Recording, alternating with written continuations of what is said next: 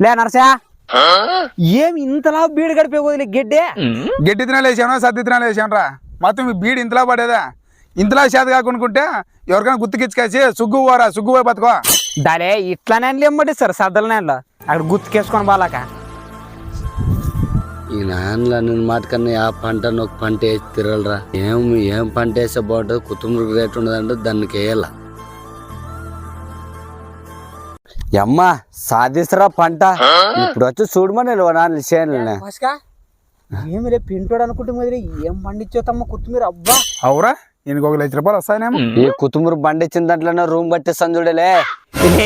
వస్తే ఇది ఇంత అమ్మితే 1 లక్ష రూపాయలు వస్తుందిలే ఆ 1 లక్ష రూపాయలకి రూమ్ కడతావులే నాయాల అట్లా 1 లక్ష రూపాయలు సార్ బైక్ అన్నా నమ్మి ఇదంతా కళ